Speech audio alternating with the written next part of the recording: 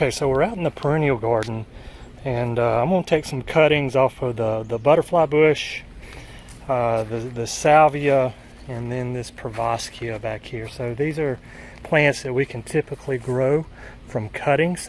Some of this other stuff like the Rudbeckia, there's some Shasta daisy that's, you can kind of see the flowers there.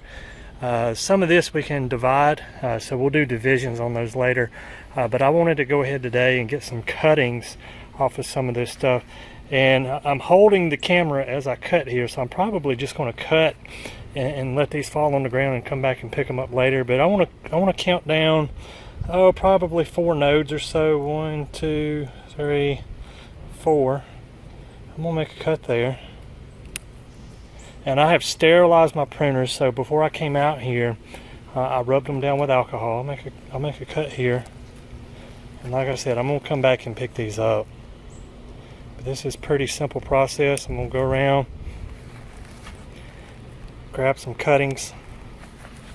I'll do the same thing on the salvia here. I'll count down 1, 2, 3 nodes. I'll go down to that 4th node. I'm going to take that off. And what I'm doing here, folks, once I have these cuttings collected, I have a bucket of water over here.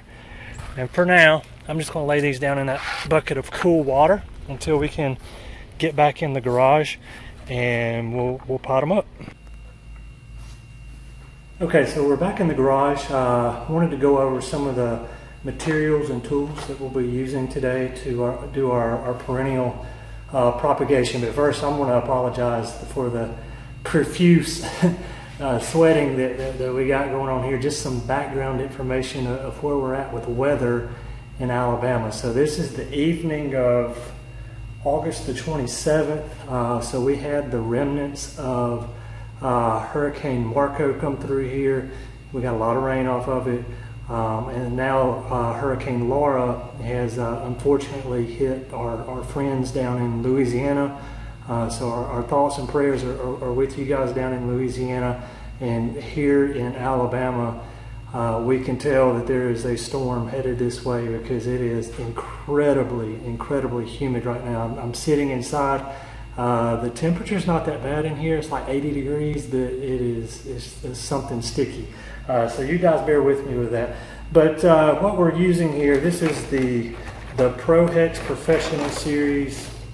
This is a 72 cell count tray. You can pick this up at Lowe's. They probably have it at Home Depot or your local garden center as well. But I picked this up at our local Lowe's. I want to say this was maybe $10 to pick up. And so what you get with this, so you have your cells to put your media in. And the interesting thing about this is it comes with this bottom tray. And so what you do, you fill this bottom tray up with water, so it's watertight. And then you have these perforations down in the bottom of your tray. And so you don't have to water like every single day. So there's water in here, and so it's through capillary action, it's going to get sucked up into your potting media and get to your plants. Additionally, it comes with this little greenhouse top. So you put that on there like that, and it's going to keep your cuttings nice and moist. So they have 2 different types here.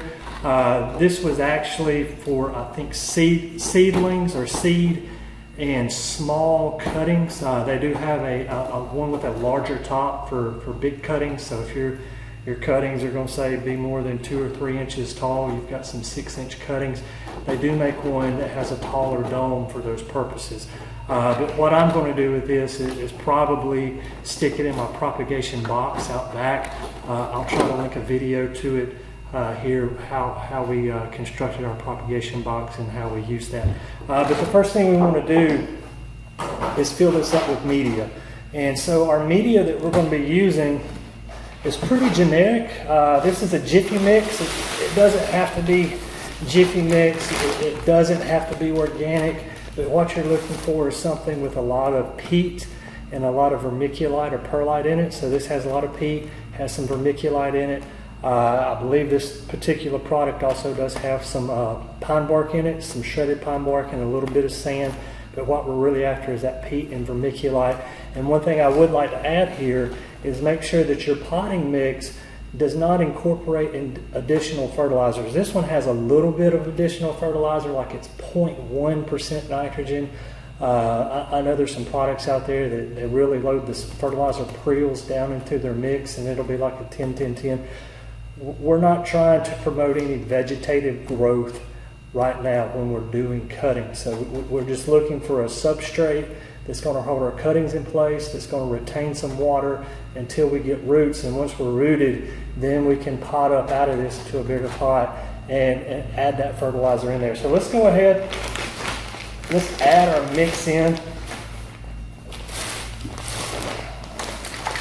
so what I like to do is I just pour some over the top to get started. And then I'll just start working it in. And so you want to make sure that each cell gets filled up to the top. That's very important. So the more media that we have in these cells, that's the more surface area, and technically I should say volume area, that your roots are going to have to grow. So we want to make sure we get this filled up all the way. Probably 1 or 2 more handfuls here will do it. Maybe a little bit more. Got 1 cell left here. All right. So you can see here, we're pretty much filled up. So what I like to do is take my fingers and just press down lightly in each one of these cells. We're going to pack that dirt in just a little bit, not too much, just very lightly.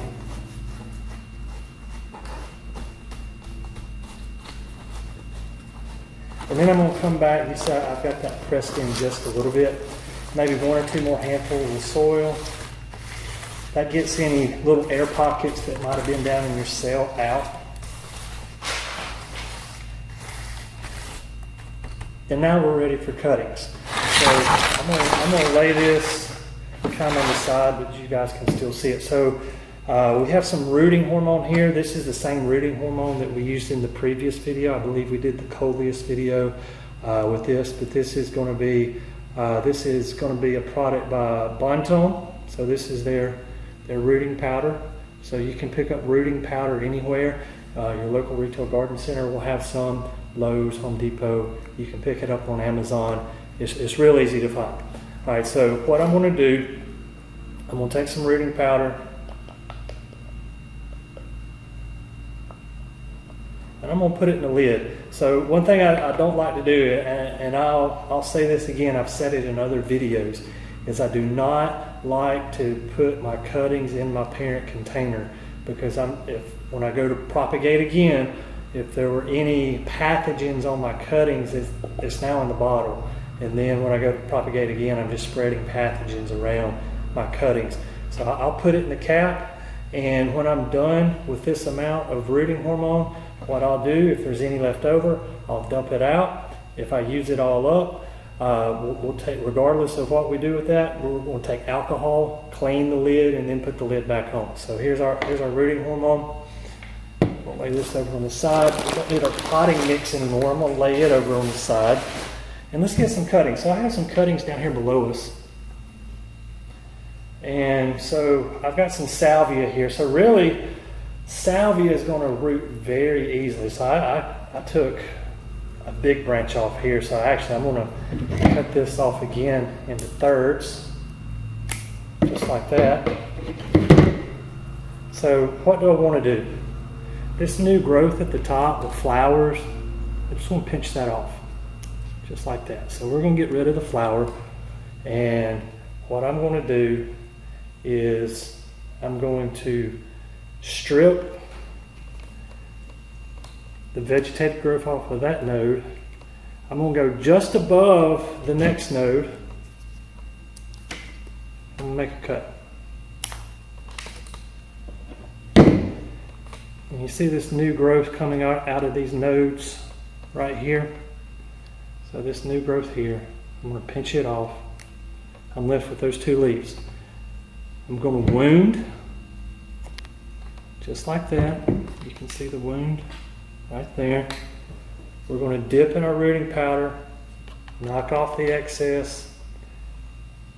That's our cutting right there.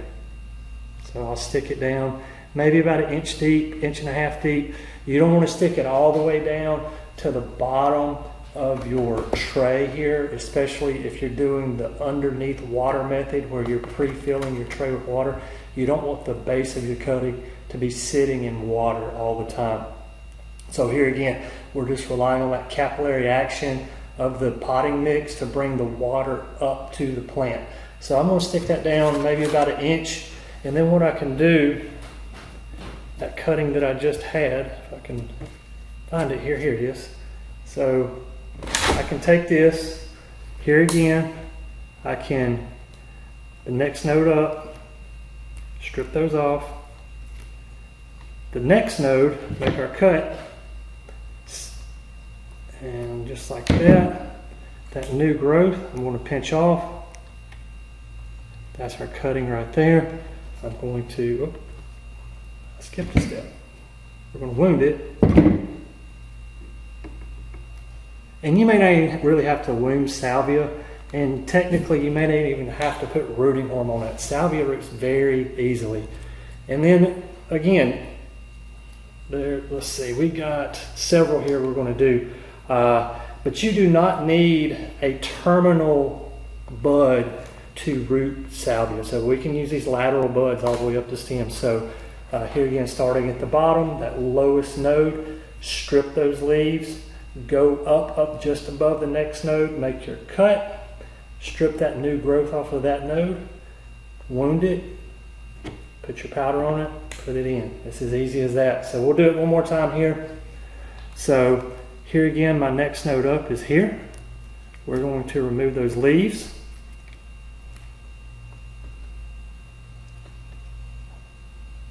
We're going to make our cut just above the next node.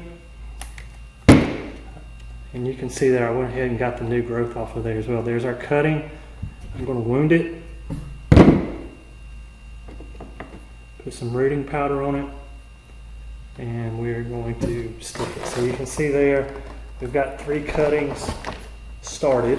And I'm going to fill this tray up. So I'm not going to make an entire video on filling up the tray. That's a little excessive. I will show you on the Russian sage, same thing. We really don't even need a terminal cutting. So this lowest node here, I'm going to strip those off. I'm going to go to the next node up, just above it. I'm going to make a cut.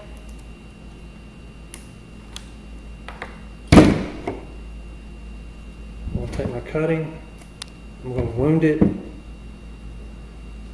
There's our cutting there. I am going to pinch off these smaller new growth leaves. So there's what your cutting looks like. We're going to dip it, and we're going to stick. And it's as easy as that.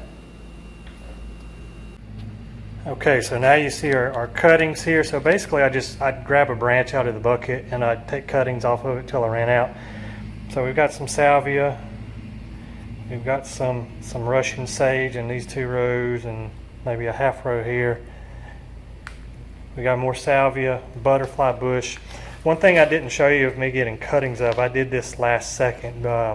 So I have a container out front, and this stuff was growing over the side of the pot, and I grabbed some cuttings real quick. This is ornamental sweet potato. This stuff will almost root just laying on the ground. So this will root real easy. So I've already preloaded the underside with water, so you can see the water in there. So we're going to have capillary action, bringing the water up into the soil, getting the soil moist. Remember, we don't want to keep our cutting saturated. One thing I do like to do before I put the lid on is I'm going to go across this with some copper sulfate. So you can do the Daconil, copper sulfate, and then you can just close it up. It's as easy as that. So I'm trying to close it with one lid or one arm here, so bear with me. All right, and so now it's in a nice little greenhouse. A few little things I want to point out here. I'm probably going to take the lid off this and put it in my propagation box, but So like right here, that leaf is touching the top of the dome. Most of this stuff is not, but there's a few leaves in there that are. I would recommend, if you see that, go in there and just clip the top of that leaf off. What I've found out when doing this, if I have leaves that are touching the top of the dome, it'll kind of tend to scorch that cutting. So that's just something to look out for. Okay, so this will be the home of my cuttings for probably the next 6 weeks or so. We're here at the propagation box. I'm going to close the lid on this, and that's all I'm going to do. It stays warm, it stays moist and humid in here. If you hear the breeze, I apologize on the microphone. We have what's left of Hurricane Laura heading this way, and the wind's picking up a little bit. But just wanted to show you where I'm going to rest these. We'll probably do a follow-up video here in the next 6 or 8 weeks to see where they're at. Alright guys, so it's October the 5th, and about 6 or 8 weeks ago I stuck some perennial cuttings in the propagation box here, and we're going to take a look at it today. If you hear the hammering in the background, I apologize. They're building a house here behind us, and I tell you what, man, 3 or 4 years ago there wasn't a house back there, and now it's the only 2 lots left are the 2 behind me here. It's been real impressive. The housing market is booming in this area for sure. But let's take a look at this.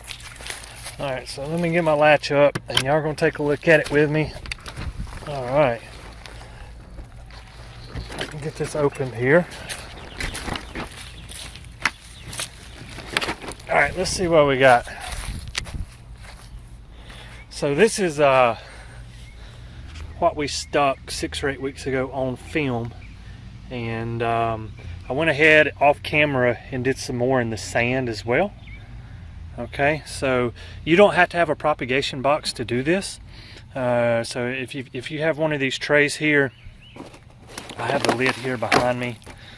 You can actually just put this lid over the top of it, and as long as you keep it out of the sun, it's going to serve the same purpose. We're just trying to create a high humidity environment for these plants until they root. All right, so let's take a look at some of this. Here's that ornamental sweet potato.